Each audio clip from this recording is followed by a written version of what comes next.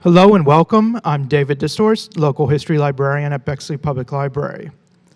Before we get started, I'll cover quick notes about the format of this program. This is a hybrid program, which means we have in-person and virtual audience members. There will be a presentation followed by a question and answer. For those of you watching online, please submit your questions through the Bexley Public Library YouTube channel at any time, and we will share them at the end. This program is also being recorded and will be accessible on the Bexley Public Library YouTube channel. And now a few programs coming up. Tomorrow, join us in the parking lot for our second annual National Road Car Show.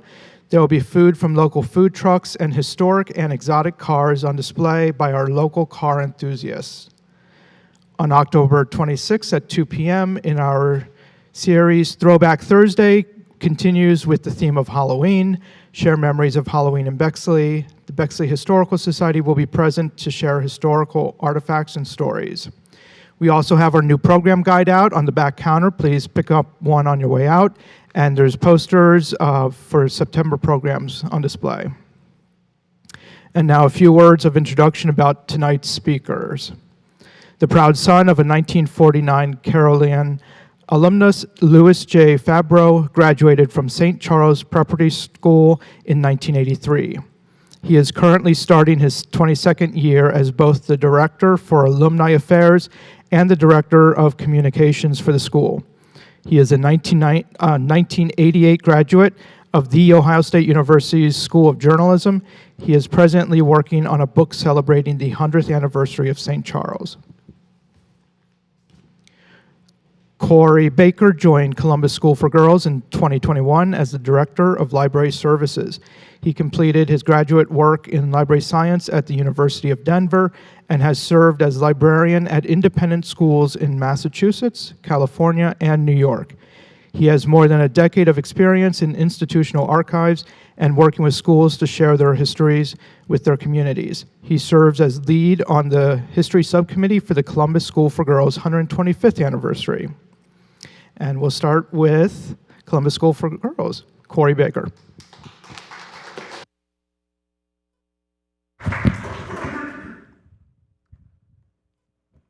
Hello. I'm just going to get started because I have to fit 125 years into 20 minutes. So I'm going to set a little bit of the scene here. And before the school was founded in the late 19th century, about 50% of school-aged children attended school, and about 50% of girls attended school. It was on par with boys' attendance, but it was very unusual for a girl to attend college. In the middle of the 19th century, we started to see girls' colleges open, schools open for girls. So the first school was Oberlin here in Ohio. 1833 was open for girls to attend, and then in the late 19th century, we started to see more girls' schools open. So Vassar in 1865, Wellesley in 1875, Bryn Mawr in 1885, and Radcliffe and Barnard at the end of the 19th century.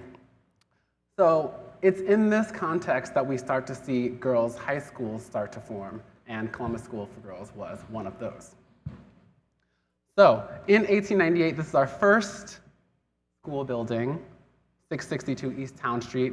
These are our founders. I'm going to get to my slides here. These are our founders, Mary Bolescott and Florence Kelly. They established Columbus School for Girls in 1898. Their goal was to create an alternative to what was finishing schools for girls. And they wanted to make sure that those students were prepared for the kind of colleges that they could get into now that the turn of the century is upon us. Here's the first year at the school. The school started with 16 teachers and 25 students. You'll see some boys here. Those boys are not students. They are children of the teachers there. So they're just part of the family. So in 1901, just 2 years later, the school moved over to what is, I would say, the most iconic location of the school, the iconic address of the school, Parsons Avenue. They called it Parsons Place, 156 Parsons Avenue. This is the class of 1911. They started wearing uniforms very early on. This is not the uniform But the uniform started in 1906. So I'm going to show a couple of pictures of action shots of what was happening in Parsons Place after I talk about the second headmistresses. So pretty soon after the founders founded the school, they realized that they wanted to do other things with their lives, so they left their legacy to Alice Gladden and Grace Latimer Jones, both graduates from higher education institutions, and really started to create the curriculum for the school. After they started to build what the school's capacity was, they actually added more space. So I am showing you here the second and third buildings of the school, the McElroy House at 621 East Town and the Gladden Residence at 634 East Town. This building is actually going to be important later on, so remember 621 East Town. This is one of our first, this is Bryden Hall. This is in Parsons Place. This is where the students did our convocations. This is one of the first convocations.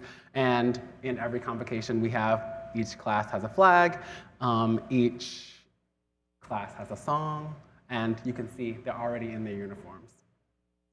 Oh, I am skipping my notes. Okay.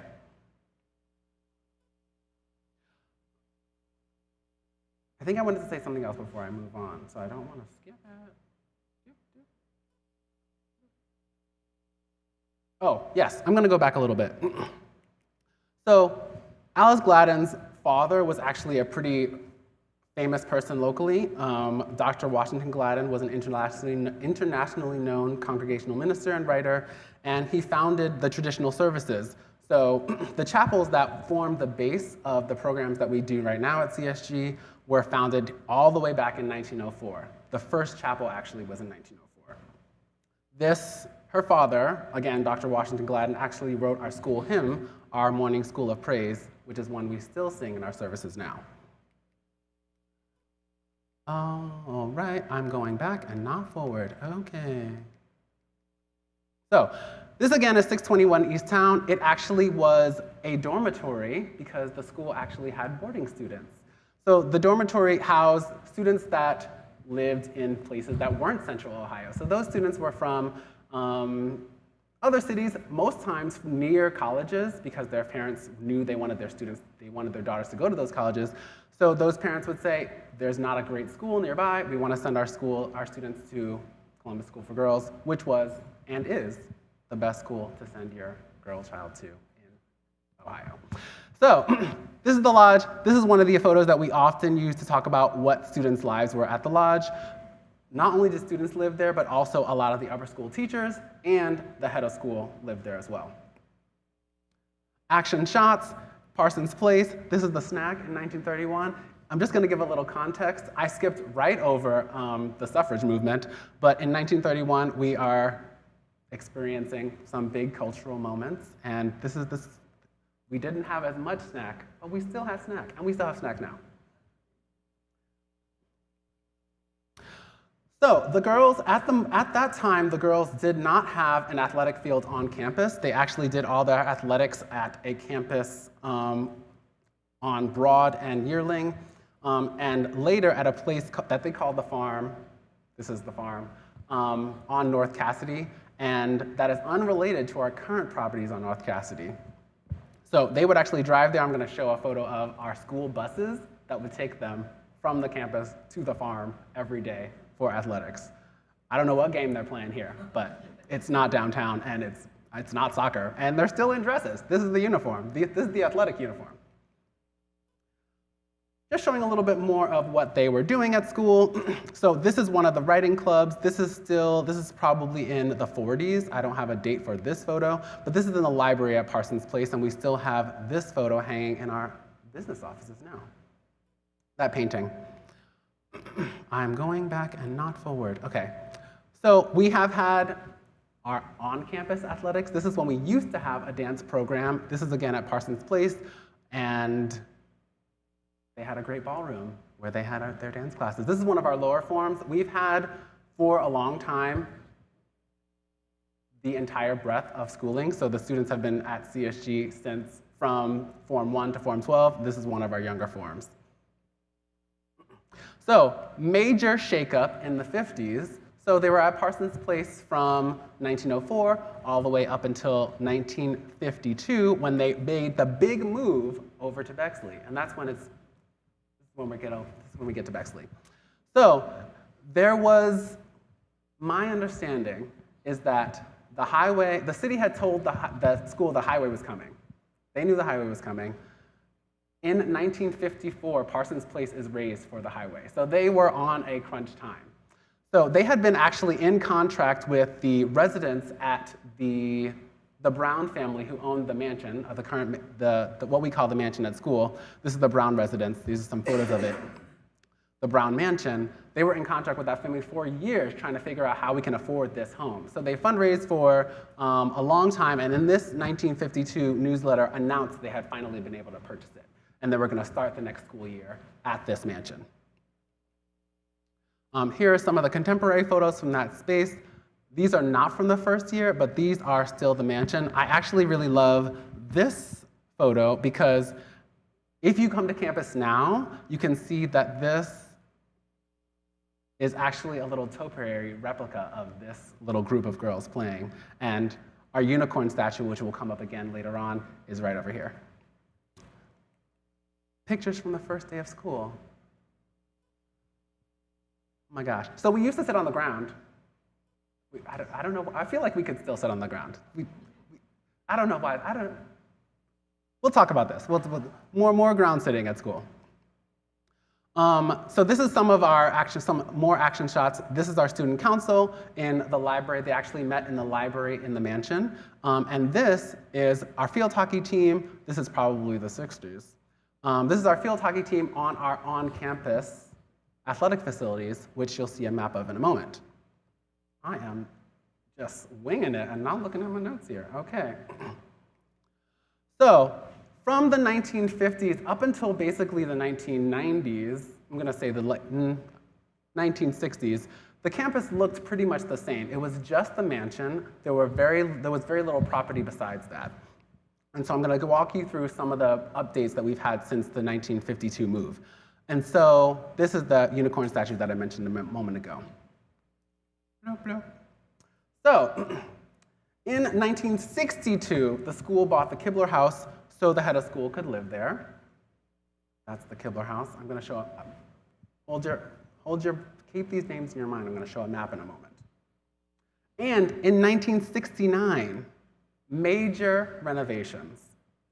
Ground was broken in 1969 for the addition of a lower school, a library, a gymnasium, a pool, locker rooms, fine arts complex, theater in the round, and all of this was completed in 1970, making sure that the students had what we at the time figured were the finest preparatory school facilities in the nation. You can see the mansion over here in the background. Imagine students going to school during this. This is the whole school year this is happening. This is the completed lower school. This is 1970. This is no longer there, but keep this in your mind. This is 1970. You know what these cars look like. Okay. So this is some of the action shots. This is the original pool, and this is our original theater in the round. Again, this is our campus in the 1970s. This is our original Agnes Jeffrey Shedd Theater. Again, all the classes have flags, we're still in uniform, and all of our classes have songs. If I had a little audio thing, you could hear the class songs too. I'm going to skip a little bit ahead. This is in the 90s. We're starting to see, this is one of the advisor groups. I just wanted to show a little bit of action. We've got students. It's not just buildings. Okay, so here's a map of the campus in 1979. So, original mansion. This was all that was here when we bought this property. And so they broke ground on all of this. All that was new. And this is where our original athletic activities were. So in 1979, the school purchased and renovated the 85 South Drexel for our program for young children, that's our kindergarten, and our business and development and alumni offices, and that's over here. So we didn't own that before, and now we do. So again, all of our athletics are happening here. This is an old map. It doesn't look like this anymore. Okay, just a few more action. Oh, I'm clicking the wrong things. A few more action shots. This is our late 90s. This is our 9th graders in 1987. And this is, again, I wanted to call attention to the fact that we actually still have boys in our kindergarten and pre-K classes. And you can tell that this is kindergarten and pre-K because there are boys. There weren't any boys once we went to Form 1, and because they're in free clothes. Because right now, our students wear uniforms in the entire school. There's no free clothes students. That's what we call it when they don't wear the uniform, free clothes. And so yes, it's pre-K and kindergarten because they're boys and because they're in free clothes. Now they wear uniforms all the time, and there's no boys. 1990s, another major renovation.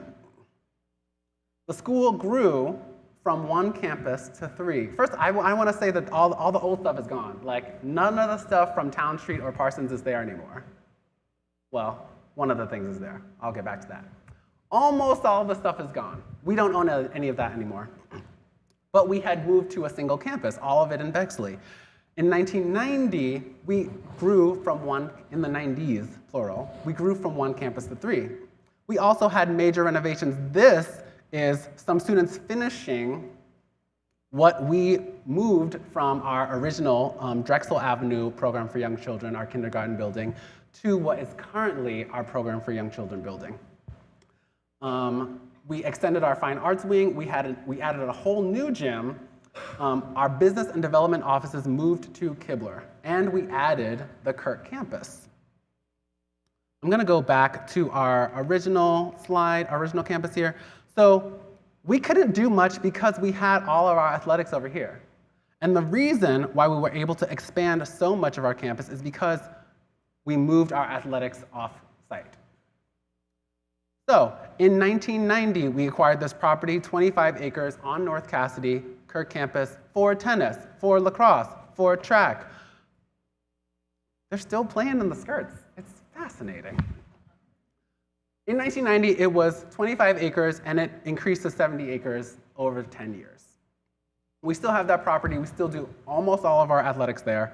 And for that reason, we were able to expand the campus site. So this is the winning illustration. We had a little campus competition with our upper school students for how can you create an illustrated map? Can you create an illustrated map so people can understand what our campus looks like? I apologize that these maps have different orientations. The other map had Drexel on the right, and this map has Drexel on the bottom, because we at CSG think of this as the main entrance here. So, like I said, new gym, extended fine arts wing, new building for the program for young children, business and development in Kibler, and Kirk campus. So all of this is new.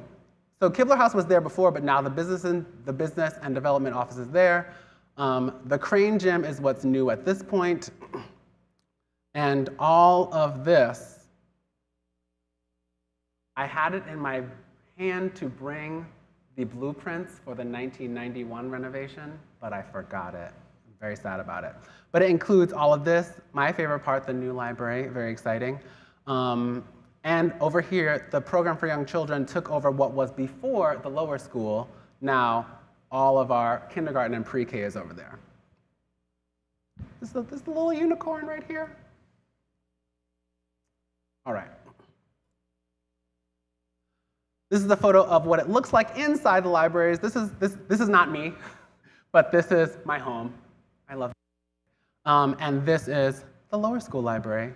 Very excited, the lower school librarian is here. In 1995, CSG purchased the Jeffrey House to house the head of school.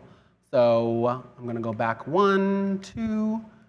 This is the head of school's house, which was a new purchase. Again, our kindergarten and pre-K used to be over here. but we raised that to create this field, which we use mostly for lower school athletics and our kind of recess for the little ones. And we built all of this, because remember, that was just fields.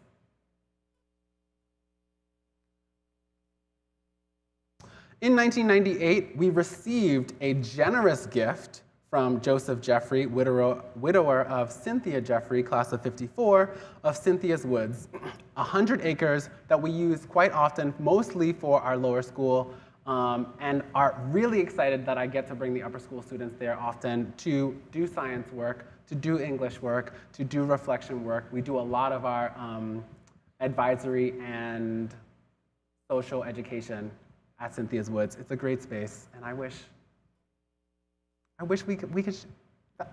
we share it plenty, but we're going to do more things. I'm very excited to do more things there. It's just not on campus. But we get there. We don't have the same school bus that we used to have, which I'm excited to show you in a moment. It's a really exciting school bus. Okay, I wanted to talk a little bit about what the 90s also meant for us. So it was really exciting for me to learn as a librarian how ahead of other schools CSG was with regard to technology. So not only were we on the, we were early adopters for 1 laptop per child, so much so that our school technology team was giving presentations at the National Association of Independent Schools about how to implement 1 laptop per child. So in the late 90s, we were already saying, we really want this for girls' education. And it's exciting to say that what that's translated to now is we have the most girls enrolled in computer science classes of any institution in the United States. Wow. Every time I think about it, it's just like, whew, I love it. In the 1990s, it's also a time when we started to rethink some of the services that we've had. So again, I said in 1904, at the beginning of our chapel services by Dr. Gladden, we actually got a cohort of lots of different families, lots of different cultural institutions to really think about how we want to make sure our school is welcoming to all kinds of students.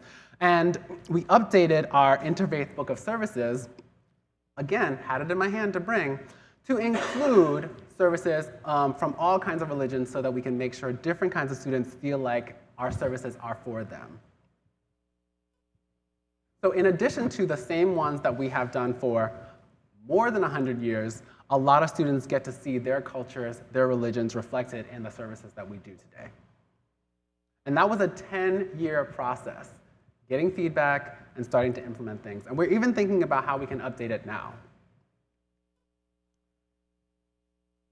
Oof, I'm gonna go 1 minute. Here we go. In the 2000s, another major shakeup. I'm getting my notes. We have renovations to the swimming pool, to the gym, we expanded the dining room, and we added the Agnes Jeffrey Shedd Theater that we have now, our second Agnes Jeffrey Shedd Theater, that we use for almost all of our larger school activities. Jeffrey Shedd Theater in action. Here is our newer gym in action. This is one of our major programs. This is our old theater in action. I just love seeing the kids doing theater stuff. I wanted to go back to our map to say that this was added in 2011, this Agnes Jeffrey Shedd Theater, and a grand expansion to all of these items.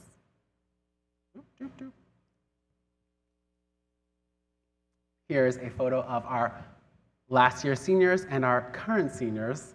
We just brought our blazers back. If I had more time, I would talk about uniforms. Blazers are back, very exciting.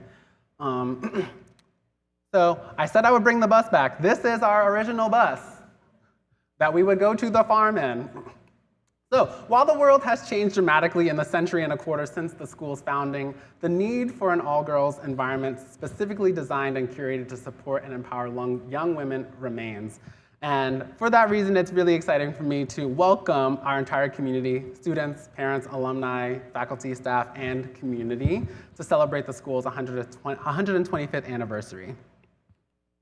So, you're welcome to, if you scan this little QR code, it will take you to our 125th anniversary website, which will tell you about our Founders Day celebration on September 22nd in the evening. Everyone is welcome. come join us and learn about the history of the school, and also just hang out with us and celebrate.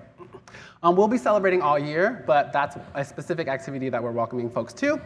And, exciting announcement that I am sharing with you, that one building still stands from our original locations, 621 East Town Street. It's not owned by CSG, but we just got approved. I'm announcing this. We just got approved to have a historical marker at that location for CSG. So that'll be there before the end of next year. Okay, thank you everyone. And if you have questions, I'll be here after we hear from St. Charles. Thank you.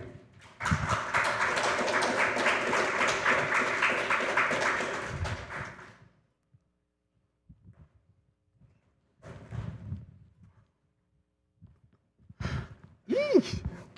This started rocking. Ooh.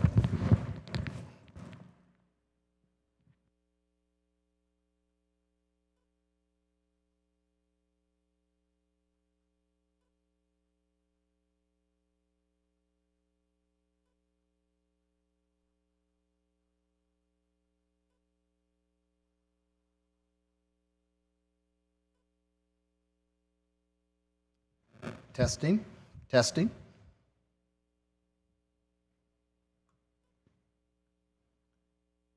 All right, everybody, sit back and get comfortable. I have a few more slides than he does, and I'll try to get through this very quickly.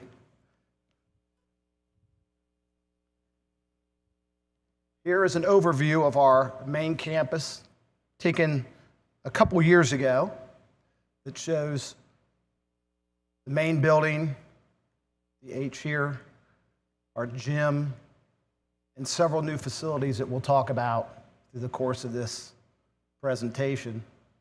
We've got Wolf Park here, Broad Street, so that you can get acclimated, Allen Creek.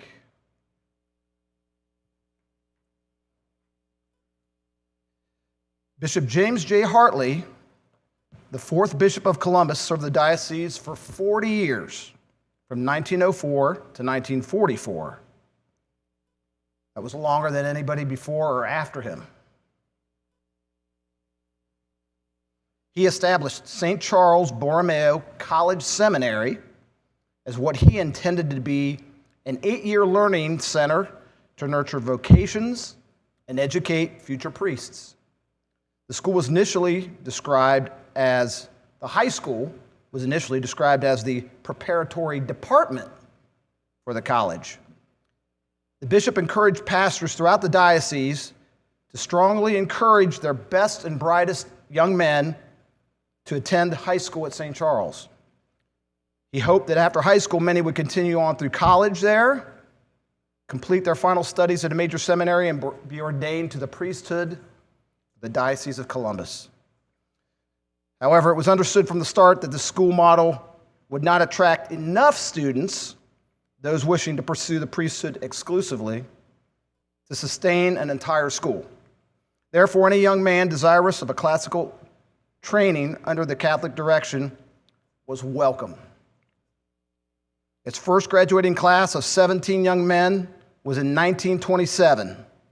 Since then, more than 7,300 young men have graduated and earned a St. Charles diploma. Of those, more than 340 graduates of both the high school and college have gone on to become priests, mostly between 1925, when the school opened, and 1969.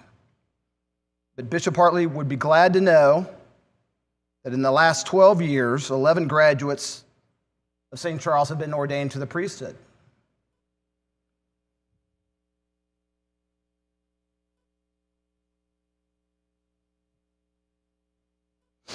In September of 1923, with no fanfare, 14 boys began taking high school classes in a spare classroom at Sacred Heart School on Hamlet Street, just north of downtown. They were the first students, all freshmen, of a new Catholic high school named for St. Charles Borromeo. Plans immediately turned toward construction of a permanent home that would educate both high school and college students. 2 months later, the bishop acquired 26 acres of land, listed as the Kelly family farm, just inside Bexley's western city limits. The school's footprint was set by East Broad Street to the south, Clifton Avenue to the north, a private neighborhood to the east, and the middle of Alum Creek to the west. So here is where St. Charles now lies. We have the Jeffrey Mansion, Jeffrey Park, and Wolf Park. So we have all the streets and parcels from a 1920 atlas. 1920 atlas. In the fall of 1925, workers put the finishing touches on the $240,000 construction project. $4.2 million in today's value. Architect Robert Krause of Akron designed the building. Charles Lang Company was a general contractor. We've got, let's go on here. There we've got a close-up here of the cornerstone, which actually, if you're standing on Broad Street facing the school, it's on the left side, the left corner of the school building.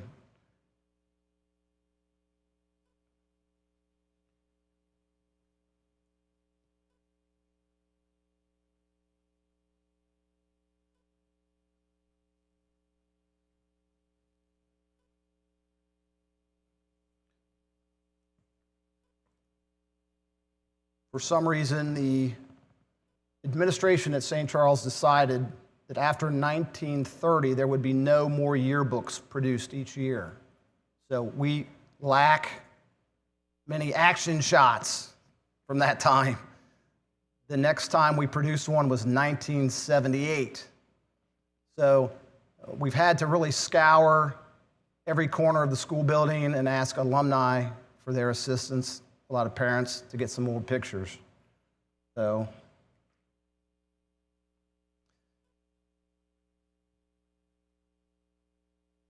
I need to find my picture is gone. We'll get to it later. The building's architecture was a combination of French Renaissance with a wide letter H, with two north and south wings connected by a colonnade enclosing a courtyard. We throw in a little Mediterranean Romanesque, which features arches and the colonnade as the most distinguishing features. The three-story brick structure, actually 4 levels since it had a basement that was fully used, included 100 rooms for college seminarians, 12 suites for professors. A dormitory was added for high school out-of-town boarders. A library, lecture room, gymnasium, a large sunroom, and a chapel was built on the 3rd floor of the school. Here we go, nuns. I put them up front because they're the unsung heroes at St. Charles over the years and in many places. They played a very important and devoted, although lesser-known role in the history of St. Charles. These sisters managed the domestic and culinary department of St. Charles for decades. From 1925 until the college suspended operations in 1969. They provided food service, did the laundry, handled housekeeping for the resident priests and teachers, for the seminarians living there, the prep school boarders. This was taken in 1949. So thank you to our nuns. Here we are earlier in the fall of 1925. 80 high school students had started their freshman, sophomore, and junior years at the new East Broad Street campus, known as St. Charles College Seminary and Preparatory School. And it was dedicated, as shown here, on November 4th, 1925. Sorry, 1925. We celebrate 100 years in just a few weeks. The school was initiated in the fall of 1923 back on at Sacred Heart School. So, as evidenced by his many visits to the school, he occasionally walked up Broad Street from his home and office downtown at the cathedral. Bishop Hartley nurtured a special affection for St. Charles that remained throughout his life, reinforcing the school's designation as the Bishop's School.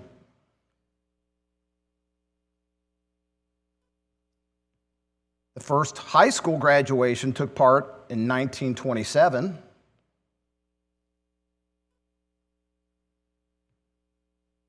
Following September, the first seminarians arrived on campus to take college classes. And in 1928, the school was given a charter to grant degrees. So here's the school early on, with a nice water pump out front. Bishop Hartley recruited an outstanding faculty of talented priests and scholars, some from outside the diocese. He appointed Monsignor Joseph Wigan the monumental task of serving as the first rector. He served 17 years.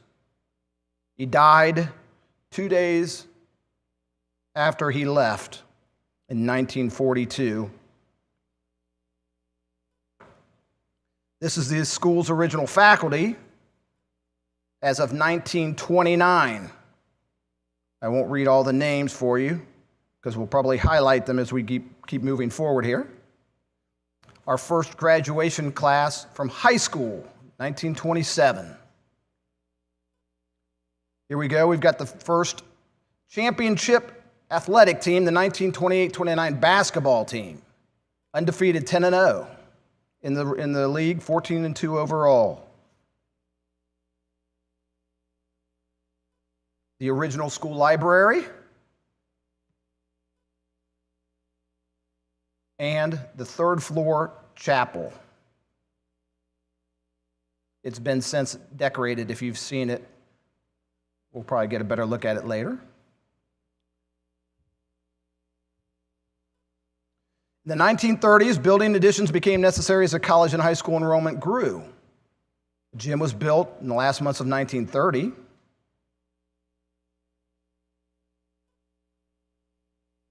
Here we dissect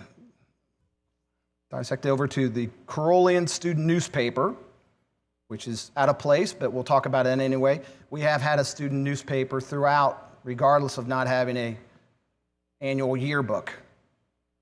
So it's run constantly, the Carolian. What is a Carolian? The Latin name Charles is Carolus.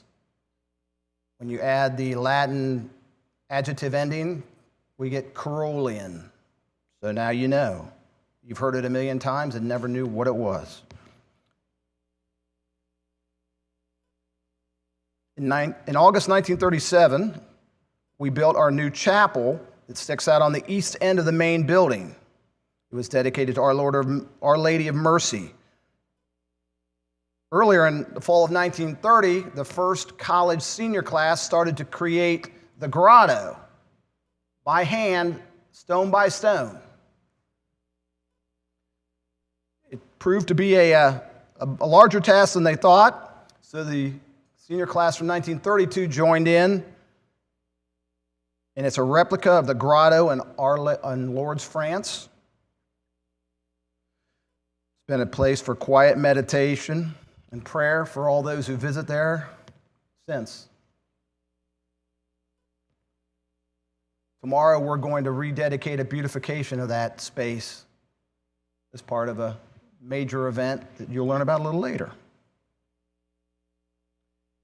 This was from the 1930 yearbook, the last one produced, that shows 1950, so 30 years ahead. So here we have the school building.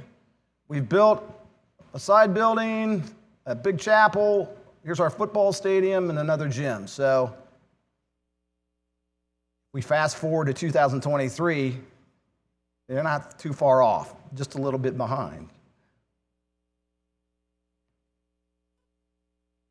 Here we go. So this is the iconic St. Charles as of 1935, the grotto, the main building, the chapel, We have a powerhouse smokestack and the original gym from 1930. If you've been to a basketball game last year, that's the same gym. Literally the same gym.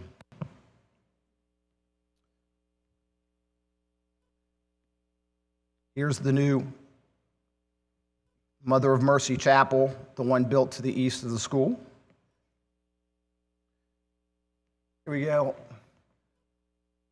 In 100 years, we've had many, many important players, many important people, teachers, volunteers, and I'm going to miss some, so I hope I don't offend anybody. So I've tried to hit some of the major ones, if you're watching at home or in the audience. But here we have Father Joseph Cousins, founder of the St. Charles Theater. He joined the faculty in 1927 and remained until his death in 1949. Cultured and well-educated, he earned a doctorate from Duquesne University. As he described it, they called it the Stage Crafters. The drama program, Stage Crafters. The students of English drama treat each play as a laboratory.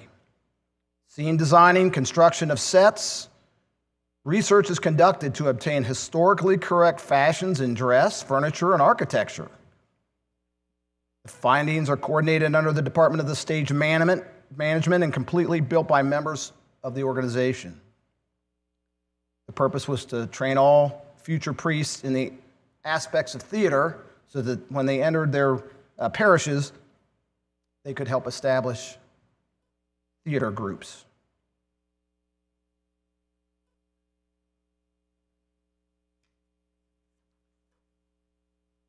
The bishop was so impressed with our theater department that in 1938 he decided that we needed our own theater, a separate building, a separate facility. It had been in the basement in a small area.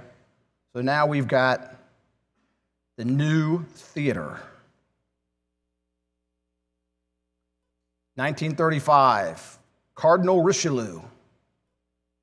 Now, most of the original early plays were all done by college students only, not the high school students were not involved. And of course, women's roles were played by men dressed in women's clothing. So that changed in the 1970s.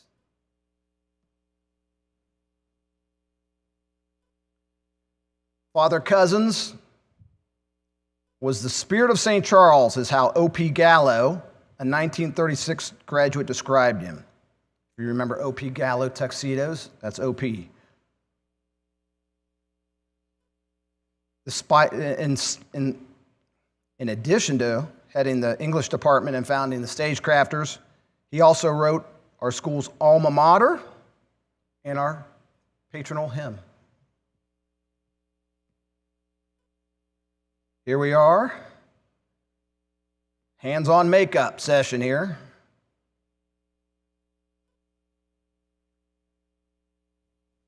Here we have the first college graduation class, 1934. The first baseball team, 1930. Some students. We're going to say those are high school students since the seminarians would be wearing cassocks, the black cassocks. And that's Monsignor Cousins there with a cigarette on his hip. And there is the modern day classroom. Your seat, the lectures, and the board. And even with all the technology, that's how mostly the information is transferred to these young minds now. Here we go, the first superstar athlete at St. Charles. In 1940, Bob Duffy helped the team run a 77-5 overall record over 4 years. All-American at Tulane, briefly played in the pros. Here we go, 1940, here we go, no, we got a basketball team.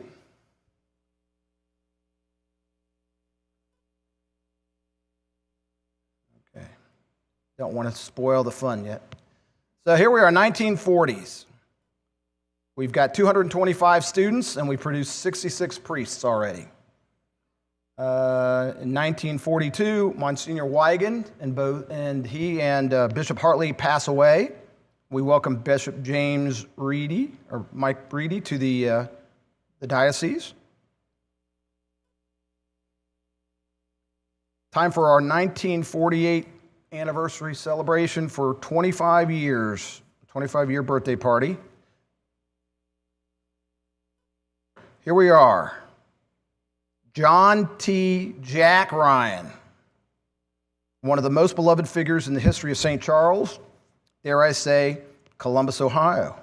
To this day, alumni who he coached for are fond of saying he was an even better teacher and man than coach, which is saying quite a lot. Because, in addition to his litany of state and local awards, he's the only coach in Ohio high school history to be inducted into 3 halls of fame: football, basketball, and baseball. He's also been inducted into the National High School Athletic Hall of Fame. He began teaching and coaching in 1937, and with the exception of a 2-year stint, 41 to 43, when he served in the Coast Guard, he taught.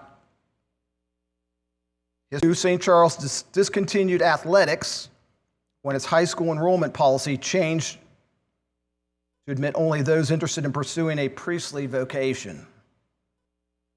He continued his teaching and coaching career for almost 3 more decades at Bishop Hartley High School. Let's see, here we go. From 1938 to 1963, his football teams won 69% of their games. The basketball teams won 72% of their games, and the baseball team won 75% of their games. I believe Larry Larson named him the coach of the century. There he is in his younger years, diagramming a play. And there's the iconic kneeling in front of the back chapel on the back lawn.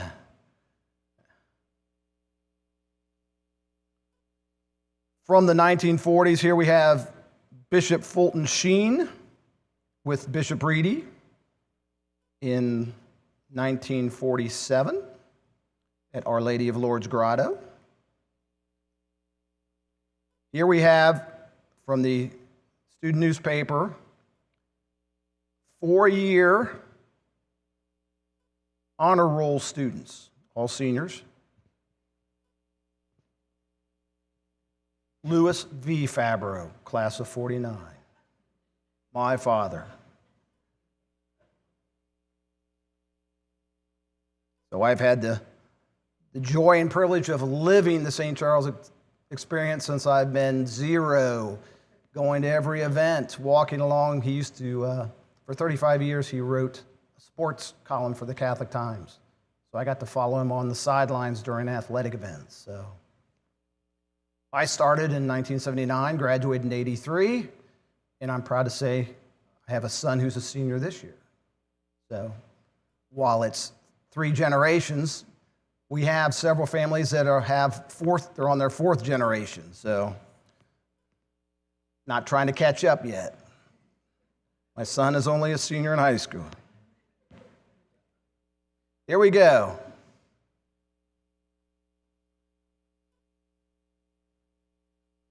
Mr. Plank, and here we go.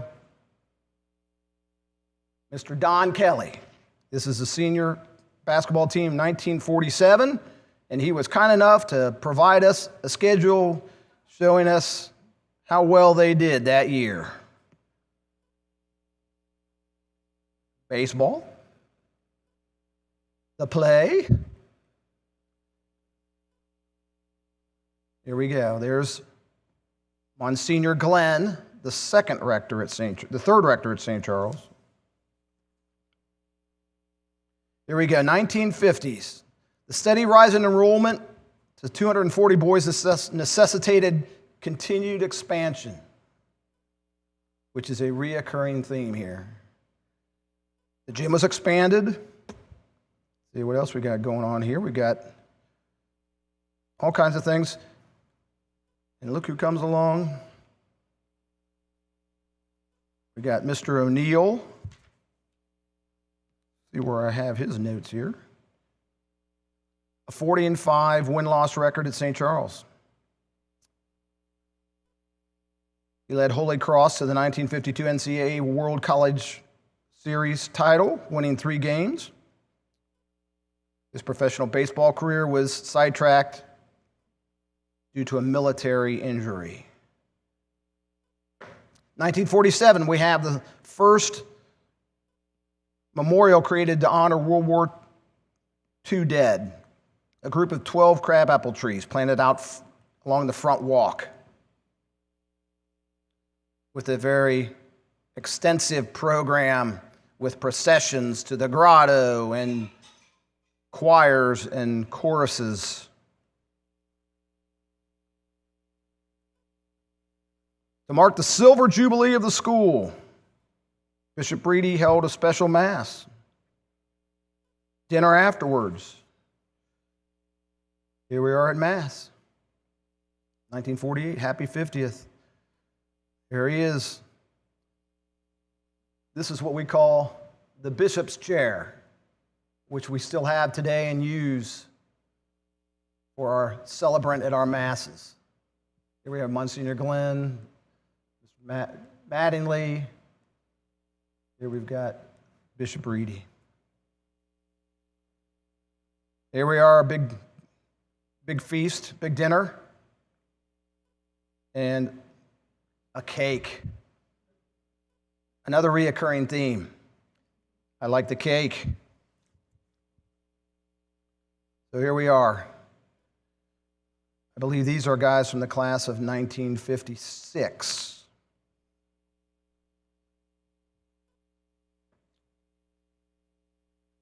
Here's our expanded gym.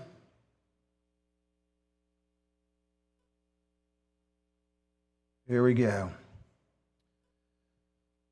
Father, later Monsignor Edward Spires, wore many hats in the 34 years he spent at St. Charles. 4 of those as a student, 4 as a collegian, 16 years on the faculty.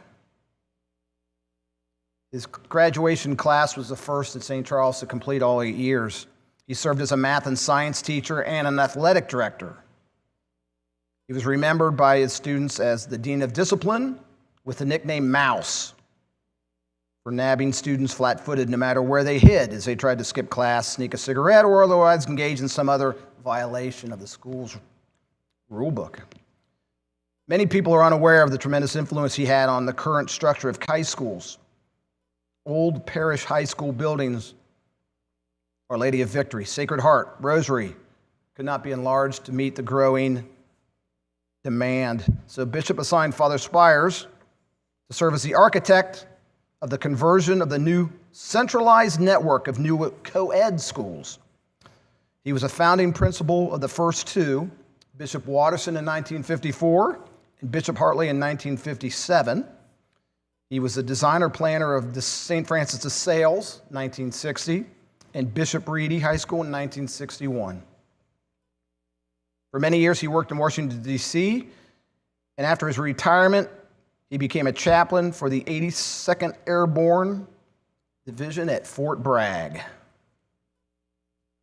Here he is, 1954 with the baseball team.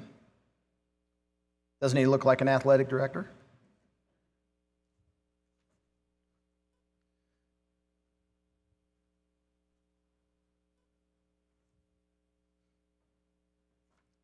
This is Monsignor Woltz. Let's see where I have him. We'll get back to Monsignor Woltz. Monsignor O'Day, okay.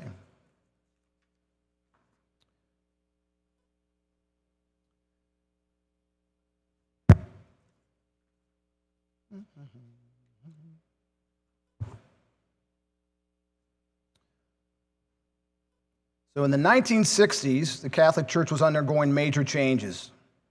To try to increase priestly vocations in the diocese, Bishop Clarence Elwell decided that starting in the fall of 1962, The incoming freshman classes at St. Charles would be limited strictly and only to young men seriously considering on continuing to the college seminary and the priesthood.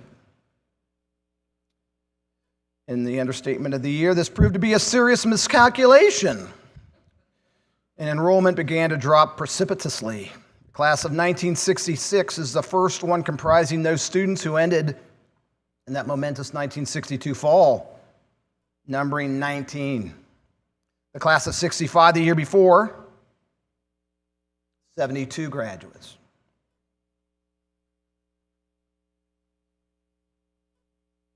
So the school was shut down in the spring of 1969.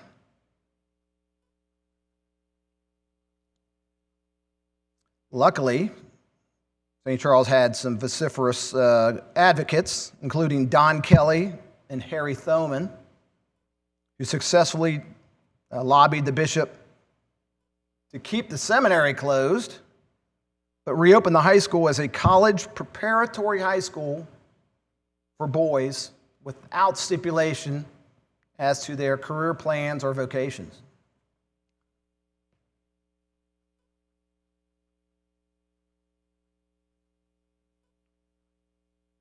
Here we go, some pictures from the 50s. Actually, we're still in the 40s. There's 57, okay. Guys from the class of 54, outstanding athletes. Here we have the class of 1960, sitting on the stands in the gymnasium. There's your class composite. Well, I'm looking okay. I knew I have two pictures in here, and I thought this was the class of 60, but in fact, he is right. This is a class of 58. The next one is the class of 64. But yeah, so since you were so good to help me here. So is this Mike Sullivan? Yes. Okay. So where are you? I have to say, yes. I'm in the back row. Go one right, right there. Oh, there you are. I have this. So thank you. That's why we have. Here we have the class of 58. We have a hockey team, believe it or not. And we got the tennis team. Here we go. 1954. Tuition, $37.50, a $10 activity fee. We got a laboratory fee, locker rental fee, so $53 for a year at St. Charles. For the whole year. Oh, goodness me, look at that.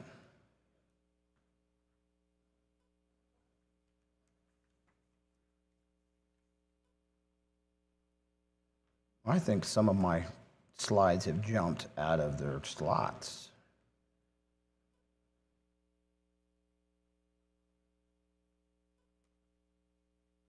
So let's go here, the 1960s. So here's a set of postcards that we've got. The icon in front of the building, our Mother Mercy Chapel, the back athletic field, and our library, which is here shown when it was in the theater basement. And here is 1964 graduate Dominic Cavello.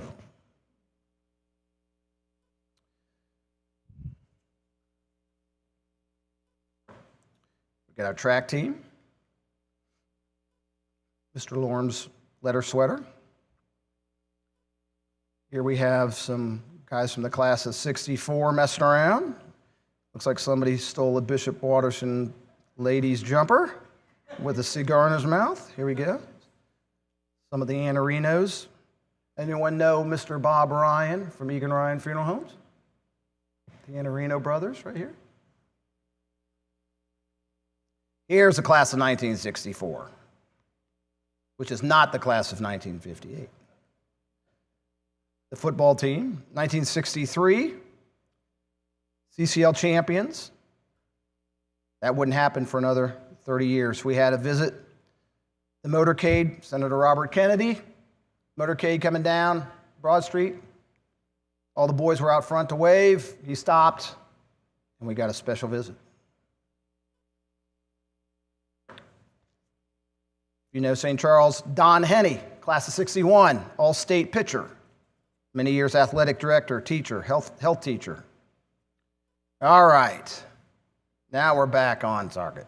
The official seal for St. Charles Preparatory School was designed by James E. Krause, a high school 44 graduate, a Borromean College graduate in 1948. He retired after many years in the healthcare facilities management field, after spending more than 30 years as a diocesan priest. He was on the faculty at St. Charles from 54 to 65. Here we have the seal. The unicorn is from the seal of the noble Italian family of Borromeo, of which St. Charles, our patron, was a member. Bishop Hartley, who founded the school in 1923, included the rosary in his official coat of arms. The galleon represents Columbus, the city's namesake, and the chalice symbolizes the original nature as St. Charles College Seminary. The shield on which the figures rest symbolizes truth, and they're separated by a cross, the symbol of Christianity. That's Mr. Krause about 6 years ago. All right. Here we have in 1965, we were lucky enough that the class decided to buck the trend and they created their own type of a yearbook. So we have many photos from that time. So in 1965, the administration was entirely staffed by priests, but a lot of the staff were now laymen and laywomen. For most of the history up until that point, it had been strictly priests. So we have on the left, Monsignor Woltz. You remember seeing him before. We have Father O'Day, who became principal. Father Shore.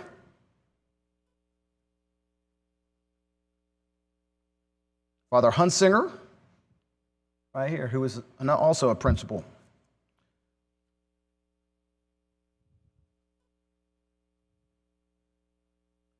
So we're going to fly through. Here's the faculty and staff of St. Charles in 1965. There's Mr. Rechtenwald.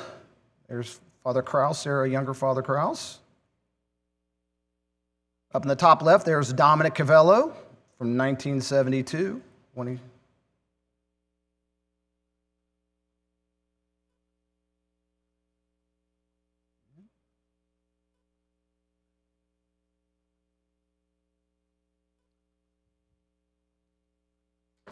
All right, here we are, 1970s. We're getting close, folks. Thank you for your patience. There's a lot to talk about. Under the principalship of Monsignor Hunsinger and a new open enrollment policy, the school's enrollment began to expand. We needed new faculty members. We needed an athletic director, Mr. Jerry Connor, to revive St. Charles Athletics, which had been dormant. So we opened our doors in the fall of 1969, and we had to start all over. Here we are, football.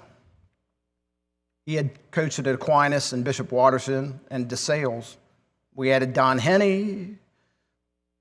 We added Hartley grad Wally Teeters, retired Bexley coach Carlton Smith, Ed Hoffman of the Hoffmans, the famous Hoffmans, was a soccer coach. One of my favorite pictures. Here we are at the grotto again. There's Sister Evodia. Sister of St. Francis of Penance and Christian Charity of Stella Niagara, who personally took care of Our Lady of Lourdes Grotto from 1950 to 1973.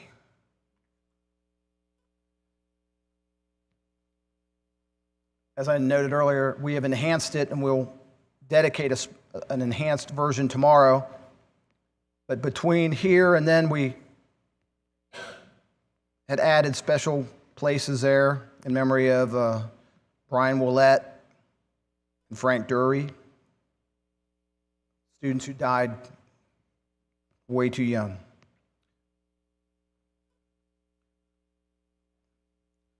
I grew up in St. Timothy Parish, in the heart of Bishop Watterson's feeder school area. So when I went to St. Charles, they became a bit of a rival to me. So all my classmates, 33 of 35, went to Watterson. 2 of us came to St. Charles.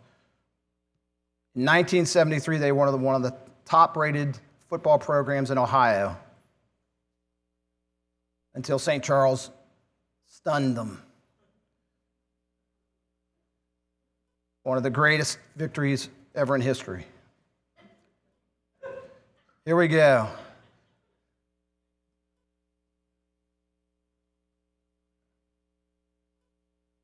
There's Ed Hoffman on the left there, the soccer team in the 1960s. There's a great baseball team. Here we are having lunch. Golf coach. The iconic front that got changed. Here we are. Some theatrical shenanigans.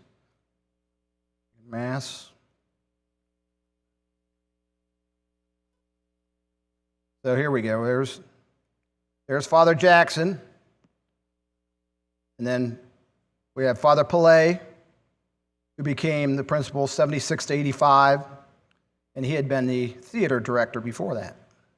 Here we have Marcus Miller, one of the best basketball players ever to come out of St. Charles.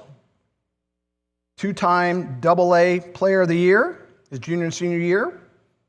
Went to Ohio State and played on their Elite 8 team. Great hairstyles.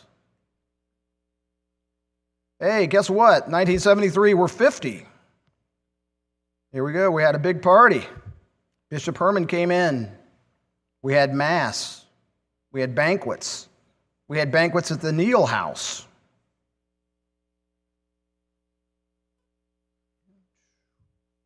Great cake. There we go. Here, you got a nice hat and a jacket. Here we are in the gym. There you go. Monsignor Sorhan on the far right.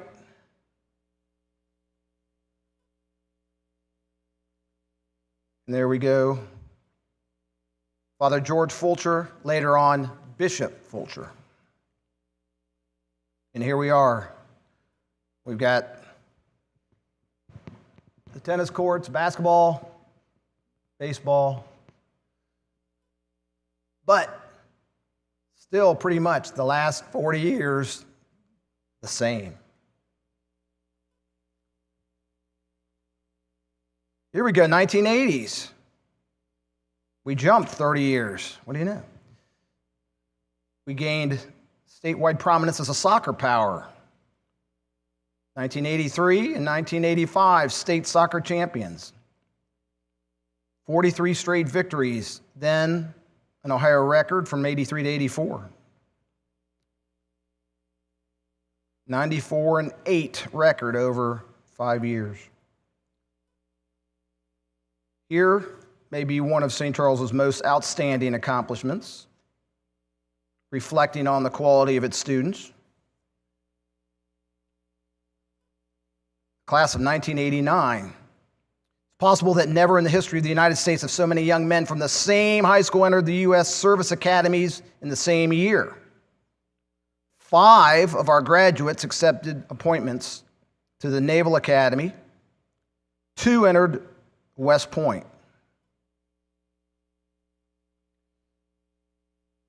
including 2 students who graduated the year before, 8 appointees in 1989 entered U.S. military academies from one high school, a very small high school. There are 4 guys later at the Naval Academy graduation.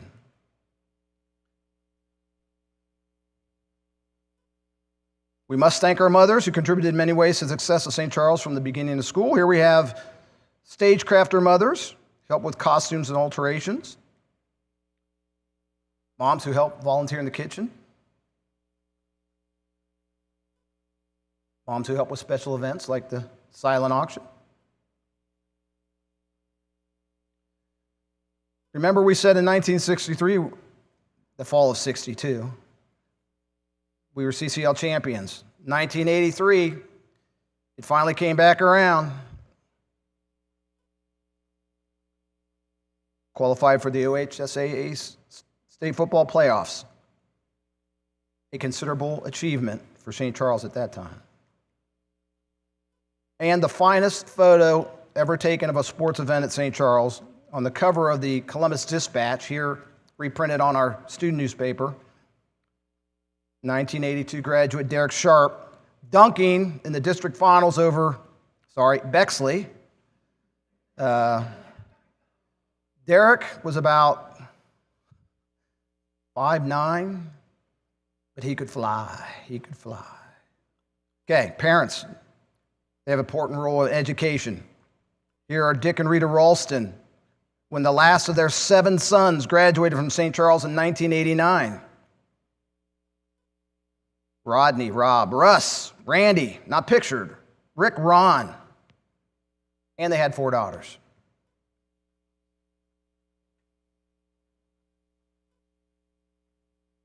Here we have art class. Here we have what we call the multi-purpose room, which was really built for bingo, because up until that point, when we reopened in 1969-70, we had to be self-sufficient, so bingo was the way to go. So before we built this facility, poor students like us would have to 2 or 3 times a week set up and tear down in the gymnasium. Here we go, the old front doors. Here we are, 1980s. Fun picture. Fun pictures. Here we go. Joseph in the Technicolor Dreamcoat. Coach Henny. Here we go. Trying to get everybody involved here. There we go, Joseph again. 60-year anniversary in 1983. Here we have the 1979 tennis team with a handsome young man over here. Future Principal Jim Lauer. I joined the tennis team the next year, so I have the privilege of having been coached by him for 2 years. Hanging out. The obligatory staff of the Carolean newspaper, 1982-83, with the obligatory me. I was there, I can prove it.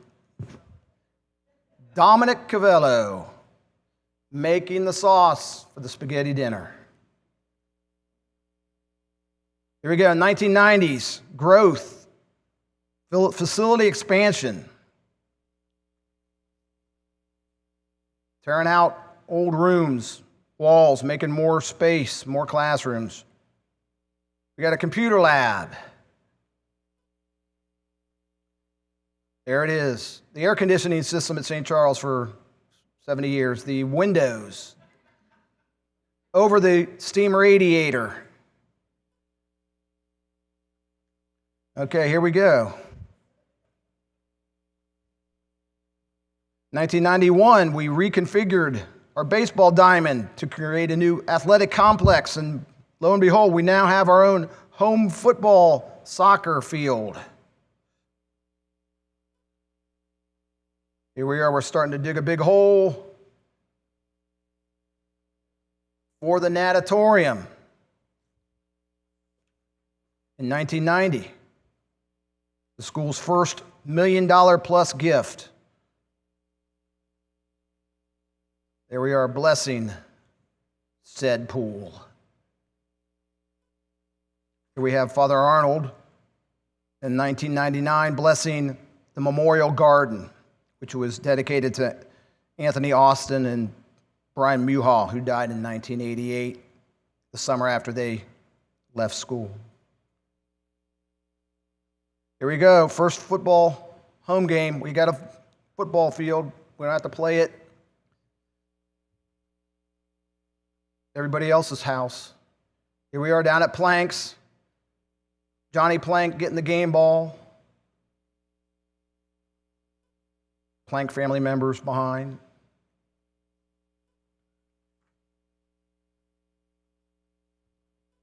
Another great memory, 1992, state runner-up basketball. Coached by the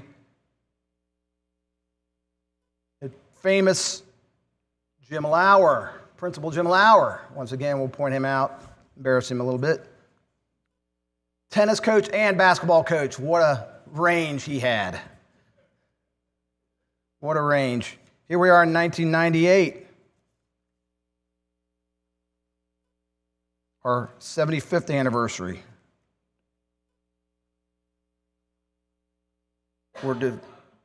We created the Cavello Center underneath the theater. Here's Tim Kelly dedicating it.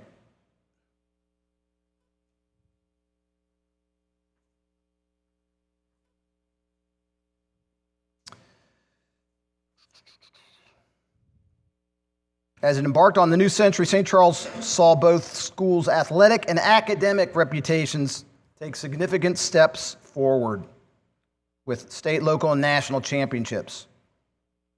Dr. Sarah Vandermeer's engineering program, 2008, 2009, 2010, three-peat national champions in the prestigious JETS test of engineering aptitude, mathematics, and science, a well-known national competition. Here we are again. Tops in the country. Here we go, 2009, 2010, state golf champions. 2009, volleyball champions. 2008, 2009, here we are as state swim champions, which was notable because we defeated St. Xavier in Cincinnati, which had won 18 previous state titles and have won many since. But we've been very close. We've been in the top 10 each of the last 10 years. Here we go. There's another computer lab. The old physics room. So you're going to tell me we won 3 engineering national championships, and that's where they learned physics and chemistry.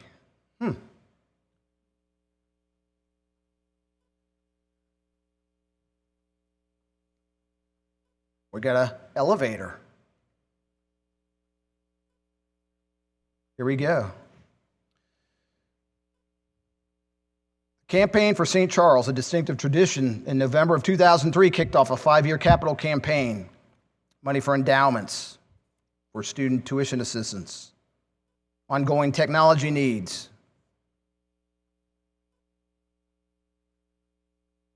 faculty attraction and retention, and a few more capital improvements. Turf field, the Walter Student Commons, probably the most significant building, transformative building in our history. There we go inside. Masses, lunch, presentations, graduation, wedding receptions, office parties, Here we are, Walt Plank Field. New turf field, new front.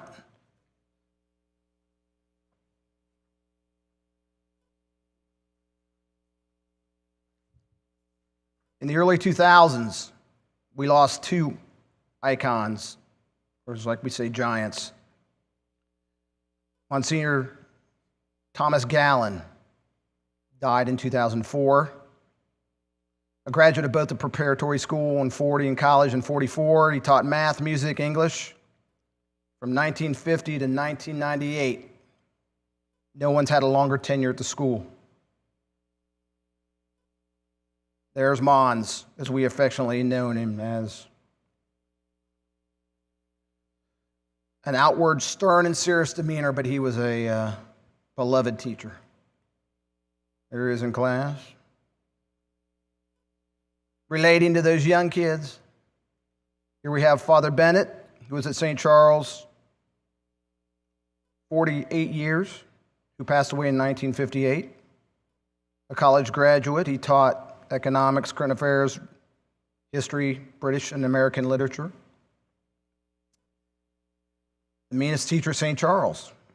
He was very proud of that, but he really wasn't the meanest. He used to give penalties for unruly students like push-ups and poetry memorization. He's most well known. Junior year, we always had the president's test where we had to list on a sheet of paper all the presidents, first to last, and the years they served.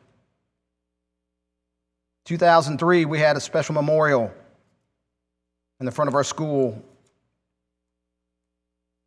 to remember St. Charles and Aquinas College High School alumni, faculty, and staff who had died in service to military and the safety of America. Here we go.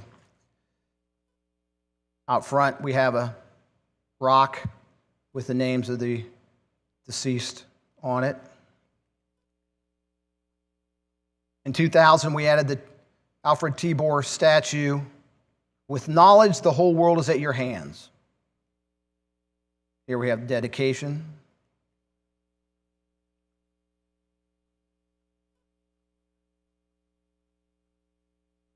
General interest.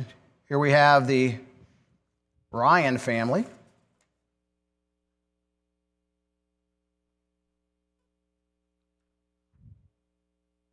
Seven of them.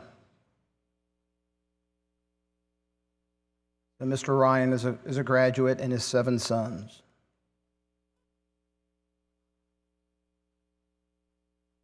Here we have what had been our upper seminarian's chapel, which was converted in 1990 to Holy Angels Library. Most beautiful library any high school has ever had. Theater. Chemistry. Who knows Sister Margaret? Raise your hand. Sister Margaret Hoffman. There she is. She's been teaching in the Catholic schools how many years? 50? 58 years. Well, here we are, just the St. Charles Museum on the top floor. A team of some of the most exceptional academic students ever in school history represented St. Charles at the 2003 Panasonic National Science Championship in Disney, finishing in the top 10.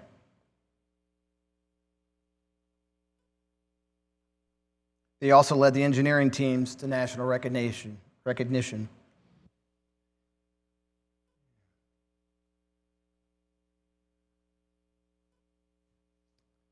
2010s, we're getting real close, folks. Thank you for paying attention. The opportunity to finally expand its Broad Street footprint came in 2010 when the school purchased the 6.2-acre site at the corner of East Long and Nelson Road, known as Dealers Lumber Company. On it, we built the Robert D. Walter West Campus, dedicated in the fall of 2013. New athletic facilities, full-size athletic turf field, an impressive interior weight and athletic training facility, and an outdoor track. An 180-foot-long pedestrian bridge was built to span Elm Creek to get students to and from the main campus.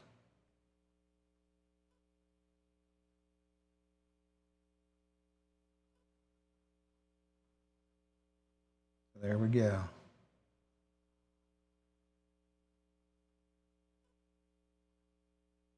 In 2016, we purchased some land right across the viaduct, and we built the St. Charles Robotic and Mentoring Center with an auxiliary gym in 2017, which is located right here. That is not the facility yet. Numerous capital projects, Holy Angels Library, Mother Mercy Chapel updates.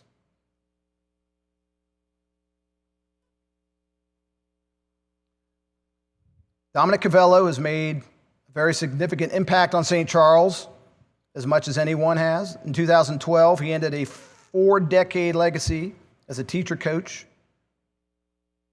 and as the principal. He became the first lay principal in 1985, and during his 27 years, he guided the extraordinary transformation of the school's campus, impressive new facilities, countless renovations, introduction of technology, replacing the original wooden kneelers with cushioned ones in Mother Mercy Chapel. He joined the faculty in 1972, Dean of Discipline.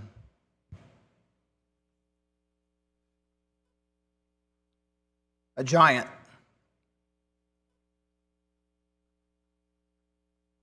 He taught Latin 1. He taught every freshman that came through there Latin 1. It was a great way for him to get to know all the students. Latin 1 is an iconic class at St. Charles, as much as study skills course as a Latin course. There he is. Lasting legacy, and there he is. 2012 with some graduates. 2012, James Lauer was selected by Bishop Frederick Campbell to succeed Cavello. He had coached, taught at St. Charles since '79, my freshman homeroom teacher, with the exception of a 2-year period where he taught at Worthington Kilbourne, but he returned back, became Dean of Students in '96, and served in that role till 2012 when he became principal.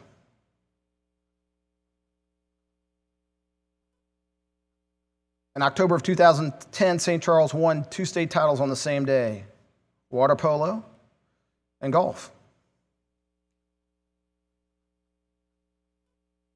That's the repeat golf.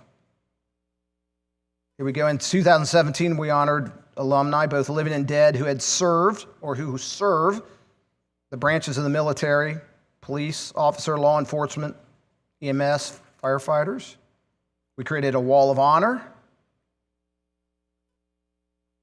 hanging in the main hallway with everyone's names on it.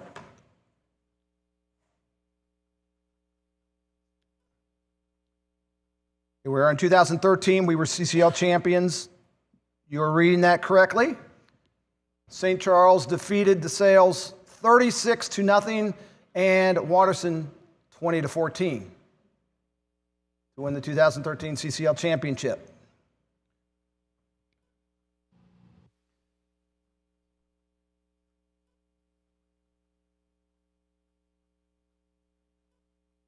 Here we are.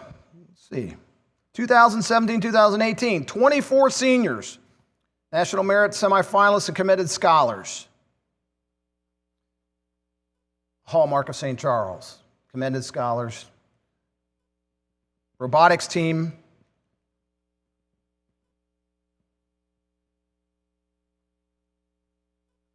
In the know. Mr. Forbes visited for a lecture in 2015. Tim Tebow came for a fundraiser in 2019. Here we have Doug Montgomery, who led the theater department for many, many, many years. COVID. Here we are. I was told never to publish this photo because it was breaking rules. The students were not allowed to meet after school. but at least they kept their distance and parked correctly. Here we are. We were blessed to have enough facilities that throughout the COVID experience, our students were in class, in-person learning every day. And over here's my son as a freshman, enjoying the COVID experience. No graduation. Graduation pictures distanced outside of the grotto. Here we are today. Kids love Chick-fil-A.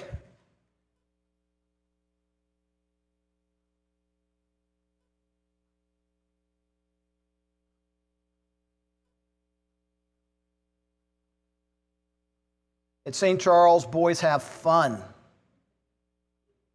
Many people don't believe that, but they do.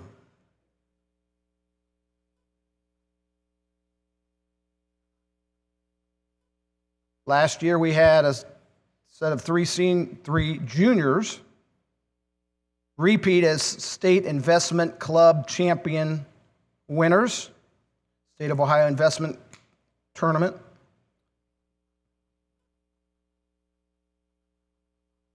That's Louis A. Fabro, my son.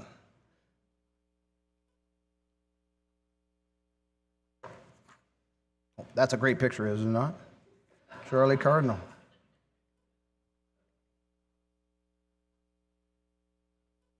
There's our principal doing what he does all the time, pitching in, clean. Here we have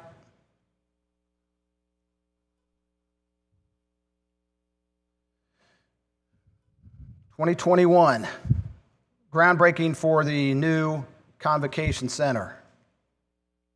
This starts to go up. The beautification of the grotto. The new Convocation Center as it is attached to the Student Commons with the future home of a new learning center to be built on the footprint of the old gym. And that is what we are going to dedicate or celebrate tomorrow. Celebrate that completion of that project. Here we are very happy to graduate from St. Charles. Even though it was very fun for 4 years, we're looking forward to college. And I thank you for your patience.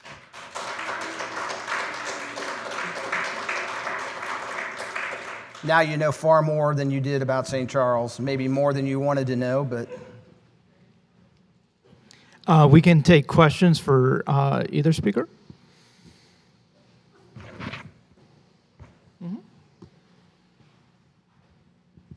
Did I go beyond the 20-minute limit? I have a question. Was Columbus School for Girls always for grades 1 through 12? Or grades, I know that it's that format, lower school, middle school, upper school. Was it always in that structure? Yeah, so the school's always been for girls of all ages as a college preparatory school, and from the beginning, they were always looking to educate and admitting students from first grade to 12th grade. I've also heard wonderful things about the infant program, which I was like, what do you learn in 6 months? And parents were raving about it. So anyway, thank you for that. Maybe that's me. Hold on.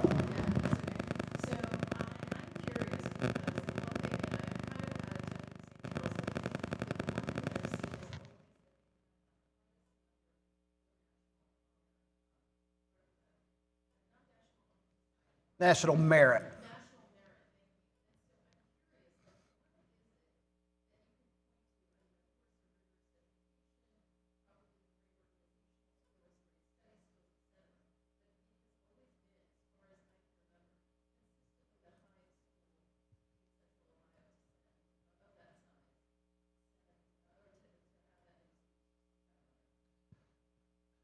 I might take the privilege here to defer this answer to the principal sitting in front of you. Now, St. Charles just so you know, St. Charles does not always have the highest number. There's other schools like Academy or Dublin, Kaufman's, those schools that are very, very large. They have more students. But by percentage, based on our senior class, it's probably one of the highest percentages.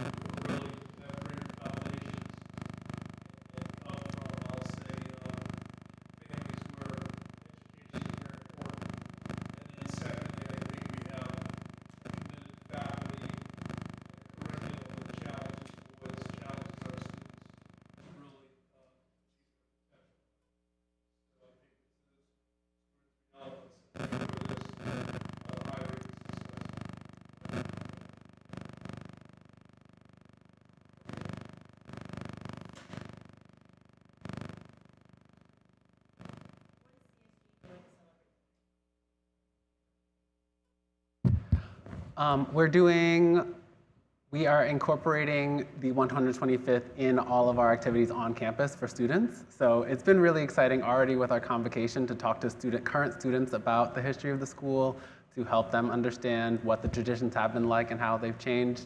And that's going to be the case for all of our major on-campus events for students. And then for the community, we're having this Founders Day celebration at the end of September. We're having one of our iconic events is our scholarship walk. Another one is our Jubilee Gala that we've had in the past, and we're bringing those into the community again. So look for more information on our Quasquicentennial website again. And for our alums, we're greatly expanding our alum weekend in April. So that's going to be it's going to be, every time people keep telling me it's not the 150, don't, trying to make it, the most extravagant celebration, but it is going to be much bigger than any of our other alumni events. So alumni are going to understand the history the same way that we've been doing with students, and we're inviting the community to those, the Founders Day, and some of our most iconic events, our Jubilee Gala, and then also to our scholarship walk. If you had another 20 minutes, I could tell you about all the activities that we've celebrated and held over the last 11 months. But our big 100th birthday parties on November 3rd and November 4th of the upcoming year here. So keep your eyes peeled on the St. Charles website, stcharlesprep.org. 100. Thank you.